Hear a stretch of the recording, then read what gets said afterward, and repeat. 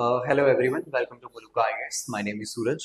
तो आज हम लोग डिस्कस करेंगे इंडिया और उसके नेबर्स के बारे में, राइट। तो चलिए पहले देखते हैं भारत की लोकेशन। तो इंडिया जो है ये लोकेटेड है एशिया, और एशिया एक कॉन्टिनेंट है।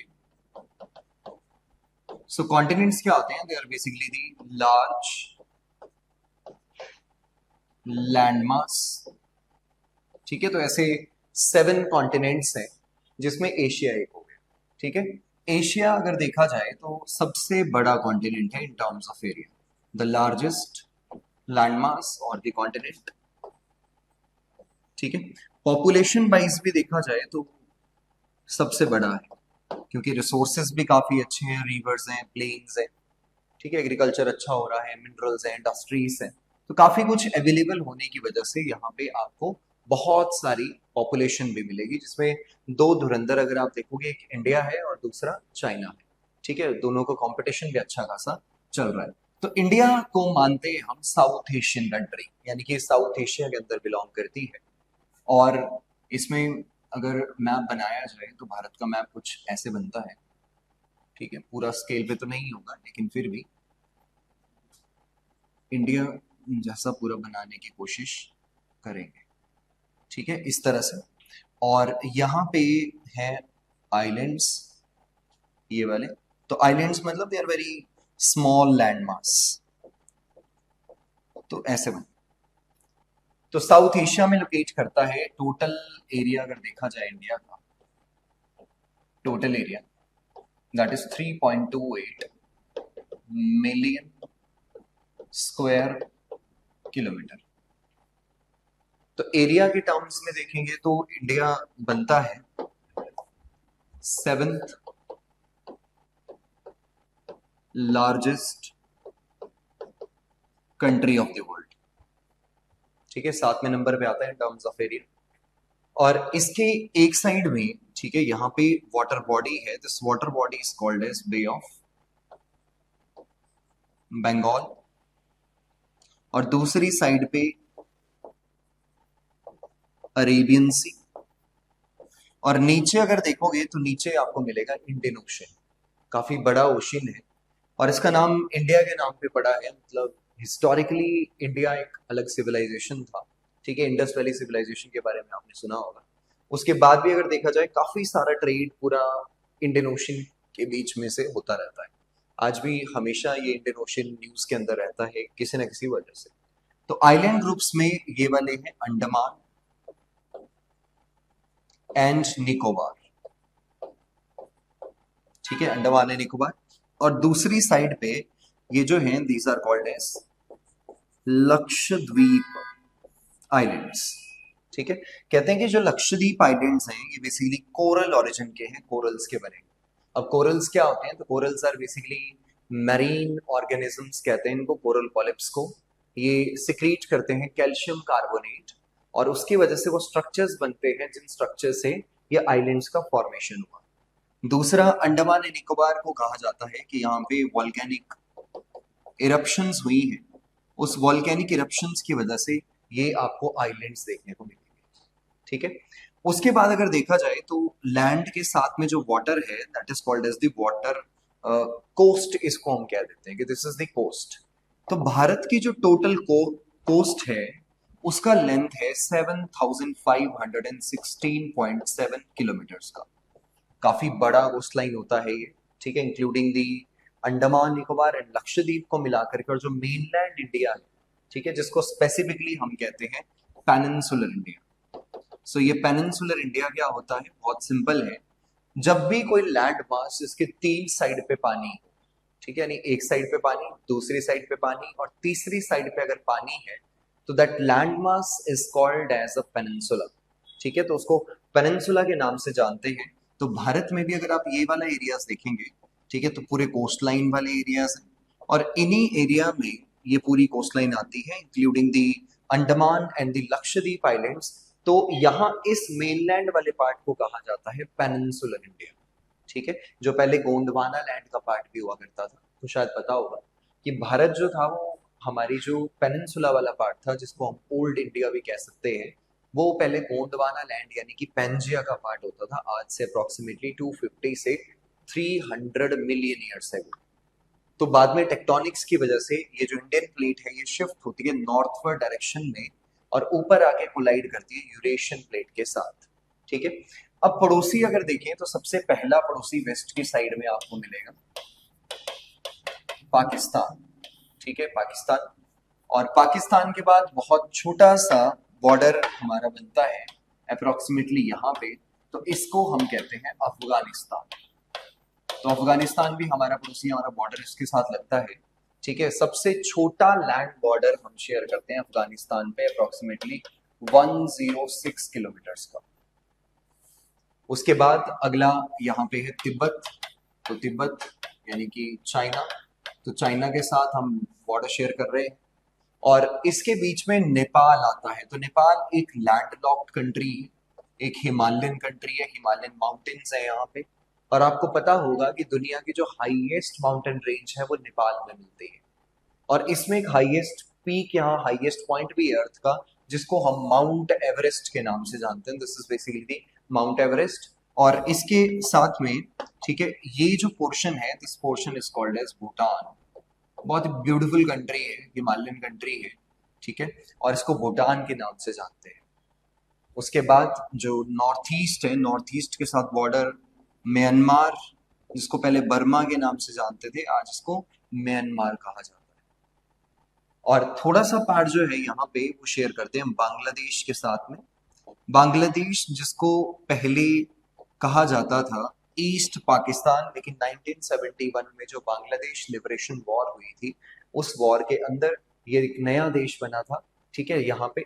और आप याद रखिएगा कि बांग्लादेश के साथ हम सबसे बड़ा जो लैंड बॉर्डर है वो शेयर करते हैं अप्रोक्सीमेटली 4096 किलोमीटर्स का। राइट। और इसकी पूरी बॉर्डर मैनेजमेंट की जो रिस्पॉन्सिबिलिटी दी गई है वो बीएसएफ को दी गई है। सेम यहाँ पे पाकिस्तान के साथ भी हम उसको, ठीक है, देखते हैं। तो बीएसएफ इस एरिया में भी पूरी तरह डिप्लॉयड है। ठीक है, तो भारत ज्योग्राफिकली अगर देखा जाए तो बहुत डाइवर्सिटी ऑफ लैंड फॉर्म्स है, डाइवर्सिटी ऑफ पीपल यहाँ पे आपको देखने को मिलेगी, लैंग्वेज है, अलग अलग कल्चर्स हैं, रिलीजन्स हैं। तो एक दुनिया का इसको हम म्यूजियम भी कह सकते हैं। ठीक है, यानी कि सब कुछ यहाँ पे अवेलेबल है। इसके साथ अगर इंडिया की फिजियोग्राफी देखी जाए तो भारत की जो फिजियोग्राफी है इसको हम स्पेसिफिकली 6 पार्ट्स में डिवाइड करते हैं। और ये जो 6 पार्ट है उसमें सबसे पहला नॉर्दर्न माउंटेन्स, माउंटेन्स का एरिया है। अगर आप हिमाचल प्रदेश की बात करते हैं, जम्मू कश्मीर, लद्दाख, ठीक है, उत्तराखंड, सिक्किम, अरुणाचल प्रदेश, इस पूरे एरिया में आपको ऊंचे ऊंचे पहाड़ मिलेंगे। ठीक है, तो जितना भी येलो कलर में आपको देखने को मिल रहा है, this is all the mountainous area. इसको हम नॉर्दर्न माउंटेन्स के नाम से जानते हैं, ज्यादातर इनकी formation trans Himalaya, Himalayan system और ईस्टर्न हिल्स के नाम से हम इसको पूर्वांचल हिल्स इसको कहते हैं। तो इसका पूरा ये पार्ट बन जाता है। दूसरा जो सेगमेंट आता है, पहाड़ों से जब नीचे उतरते हैं, तो पहाड़ों से नीचे उतरते ही जैसे पंजाब, हरियाणा, यूपी, बिहार, वेस्ट बंगाल, असम, तो इन पूरी स्टेट्स के अंदर आपको प्लेन्स मिले। ठीक है, यहाँ पे प्लेन्स है, इनको कहा जाता है great northern plains of India. ठीक है, तो these are great northern plains of India. Bharat की सबसे ज्यादा पॉपुलेशन प्लेन्स में मिलती है, क्योंकि प्लेन्स में घर बनाना इजी है, इंफ्रास्ट्रक्चर डेवलपमेंट काफी अच्छा यहाँ पे होता है। और उसके साथ में ये जितना भी यहाँ पे प्लेन्स बने हैं इसमें एलुवियल सॉइल है, जो भारत की टोटल सॉइल का 40% है। काफी ज्यादा फर्टाइल आपको ये लैंड देखने को मिलेगी। और ये लैंड बेसिकली मिट्टी आई कहाँ से है, तो पहाड़ों पे जब बारिश होती है तो वहां से पानी जब बहुत तेजी से आता है स्लोप ज्यादा होने की वजह से, तो छोटे छोटे जो सेडिमेंट्स होते हैं वो सेडिमेंट्स नीचे जाके डिपॉजिट होते हैं, जिससे पूरे ये प्लेन्स बने हैं। इनकी कई रीजनल डिविजन्स हैं, जैसे हम इनको Indus plains, Ganga plains, Brahmaputra plains के नाम से जानते हैं। तो काफी अच्छा सेगमेंट हमें ये देखने को मिलता है। उसके बाद अगला जो पोर्शन आता है थोड़ा सा यहाँ पे, इस पोर्शन को कहते हैं great Indian desert. So this part is the great, तीसरा है ये। ठीक है, this is the great Indian desert. Desert desert, इस एरिया में रेनफॉल आपको 35 सेंटीमीटर से भी कम मिलेगा। अब जहां ऑब्वियसली रेनफॉल नहीं होता वहां प्राइमरी एक्टिविटीज भी कम होती हैं। अब जिधर प्राइमरी एक्टिविटीज कम होती हैं उस एरिया के अंदर कैक्टस लाइक वेजिटेशन मिलेगी। ज्यादातर एरिया ये जैसलमेर, बीकानेर, बाड़मेर, राजस्थान के पार्ट्स को कवर करता है, ठीक है। और ये जो डेजर्ट्स हैं, ये डेजर्ट्स में सैंड होती है, सैंड ड्यून्स वगैरह की फॉर्मेशन आपको यहाँ बड़ी कॉमनली देखने को मिलेगी। तो सैंड यहाँ पे है इस एरिया के अंदर, ये मिल जाती है। तो ऐसे ये पूरा फीचर जो है वो बन जाता है। उसके बाद भारत की सबसे बड़ी जो फिजियोग्राफिक डिवीजन है जिसको कहा जाता है पेनिनसुलर प्लेटो। पेनिनसुलर प्लेटो मतलब शेप पेनिनसुला की है, और एक टेबल लैंड बेसिकली इसको कहा जाता है पेनिनसुलर प्लेटो, ठीक है। तो ये बनता है प्लेटो का एरिया। और इस प्लेटो का एरिया ऐसा कहते हैं कि इंडिया की सबसे ओल्डेस्ट और सबसे लार्जेस्ट फिजियोग्राफिक डिवीजन है, ठीक है। बहुत पुराना है और इसमें कई सारे प्लेटोज इसमें और भी अवेलेबल हैं। तो काफी बड़ा लैंडमार्क आपको ये देखने को मिलेगा, ठीक है। ऐसे पूरा चलता है, मिनरल्स भी काफी सारे हैं, जंगल हैं यहाँ पे, ठीक है। फॉरेस्ट मिलेंगे, वाइल्ड लाइफ मिलेगी। इस तरह से हमारी ये अगली पूरी फिजियोग्राफिक डिवीजन बनती है। उसके आगे अगली जो फिजियोग्राफिक डिवीजन है, that division is basically called as the coastal planes.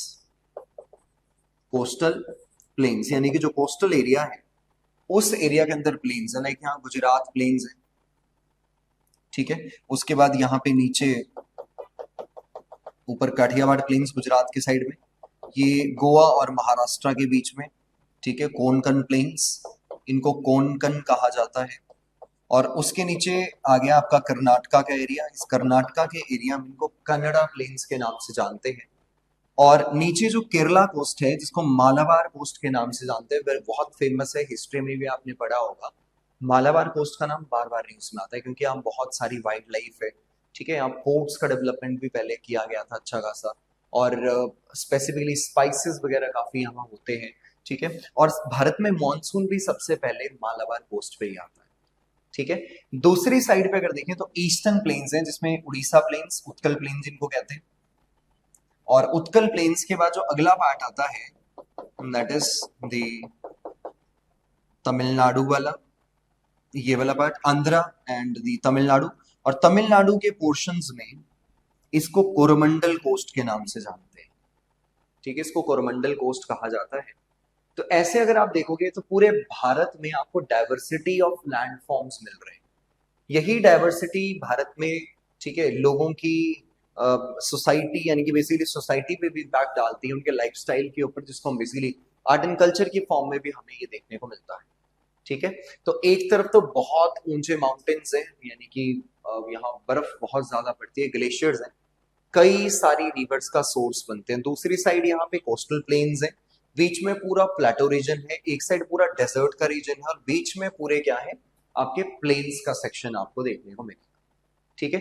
तो ये थे भारत के पड़ोसी और भारत का पूरा अंदर का सेगमेंट जो हमने अभी देखने की कोशिश की है कि भारत के अंदर क्या क्या है, राइट। तो कोई आपका डाउट होगा इस चीज से रिलेटेड तो आप मेरे से पूछ सकते हैं। आज की वीडियो में इतना ही, धन्यवाद।